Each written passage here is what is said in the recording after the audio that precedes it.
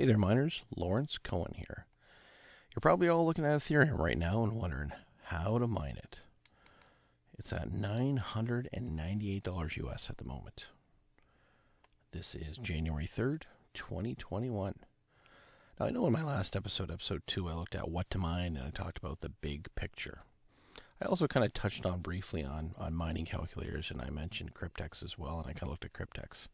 But for this episode, what I want to do is I want to look at a few other mining calculators and just kind of give you kind of an idea of what they're like compared to what to mine. What to mine is basically, it's the main one. It's the one you really want to focus on. Their metrics are pretty much dead on. But let's look at MinerStat. Now, MinerStat's come a long way. I know a year ago, like you type in, let's say, like right now, we got a 580 up here right now.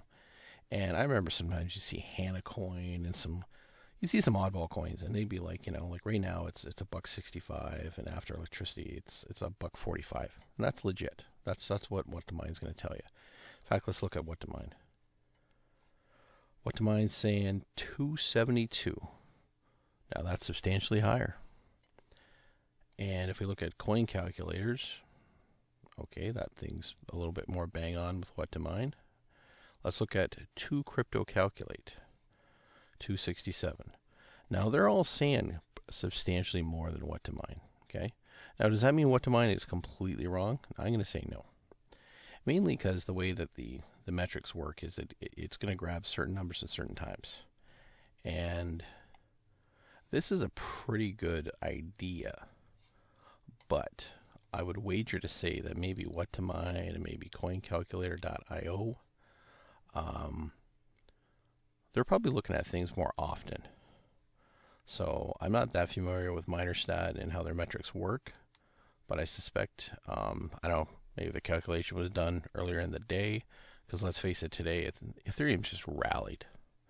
And if you've got any Ethereum, I'm sure you're over the moon right now.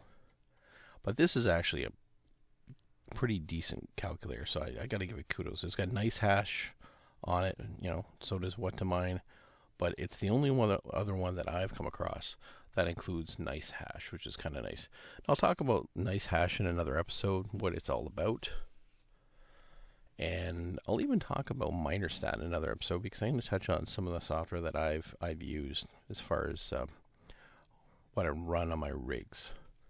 So I've used HiveOS, SMOS, I've used MinerStat. I have not used Windows. And I will not use Windows, because Windows hates mining. And once you dial it in perfect, you get an update, boom.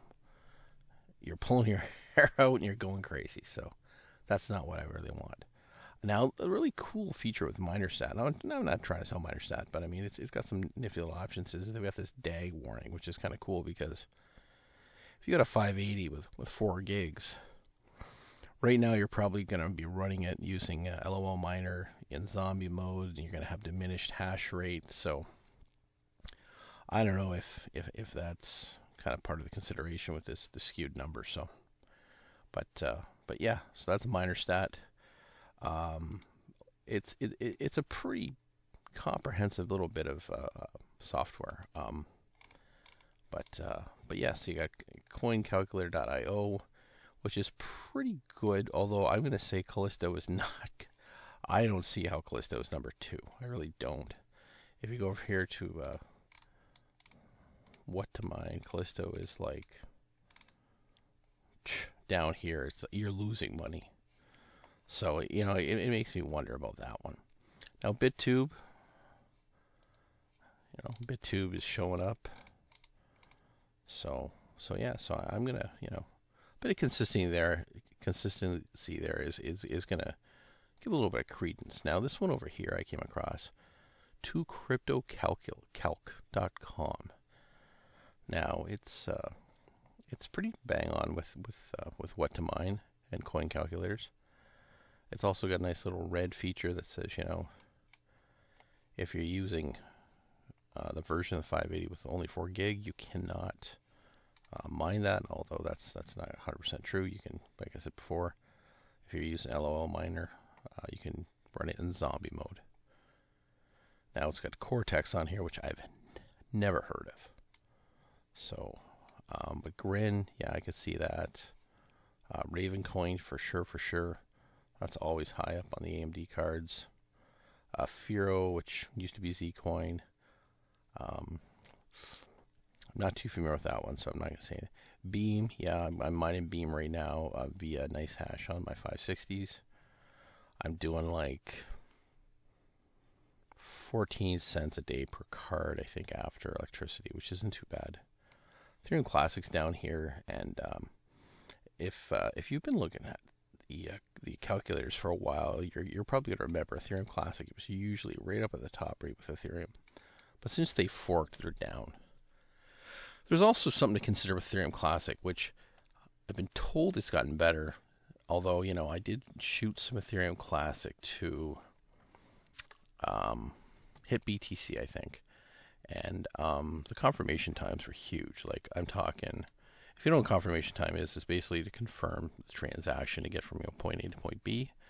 And because of the hack, they had a huge number of confirmations required to confirm a transaction. And I think my last transaction was like 8 days. Now, I was told by quite a few people that's improved, but that could be a contributing factor to Ethereum Classic kind of coming down. People don't want to mine it if you got to wait a while, to send it to an exchange to sell it. So I know it's still suspended if you're using an Exodus wallet and you want to use the exchange function. I know the exchange function is still suspended for Ethereum Classic. So good old Dubai coin. You're going to see that run up the charts every now and then with an AMD card. So it's got some pretty good coins on here. Zcash, they got a nice wallet. There's Metaverse, talked about that before. A nice little, it's our Chinese Ethereum. There's our Callisto way down there, which these guys seem to think is going to bring in 69 cents after electricity. I can all but guarantee you that's not going to happen. You got Expanse, another one of those coins that runs up the chart every now and then. If you look at all-time highs, if it gets anywhere near that, you'd get some pretty nice returns on that coin. But I guess you'd have to be a gambler to kind of head into that territory. But yeah, so those are some of the calculators I look at. But like I said before, if you're gonna go with AMD, which that's what I'm with. If I ever get an NVIDIA card, I guess I'll mention that, but I'm not gonna say anything about a card I've never had. So, but yeah, these calculators use a lot of different factors. It'd be nice if they had like universal settings. For example, you got what to mine here. You got profitability by 24 hours. And if you change this, it's going to change your results. So if everything had the same kind of settings, it'd be a lot nicer because, like here, there's no settings. So we don't know what they've got inputted in. Same with coin calculators. Maybe they've got some kind of extra setting there that's going to, I don't know why I would tell you Callisto is going to get so much money, but it'd be kind of nice to know. So, but yeah, MinerStat going to come back and visit this one eventually. As far as a software that you can use to run your rig. Like I said, I used it before. It's come a long way. I almost wouldn't mind throwing it into a small rig just to kind of see what it's like now. I know when I used it before, it's got a cool profitability switcher. So you can plug in, let's say, 5 coins that are going to always be at the top of the charts. And you can have it automatically switch. And you got to have all your wallets set up and stuff. It's not like Nice Hash where it's going to convert all into Bitcoin. But yeah, it's got some cool features. The only thing I didn't like was I didn't find that when I turned the overclocks on that it really did anything.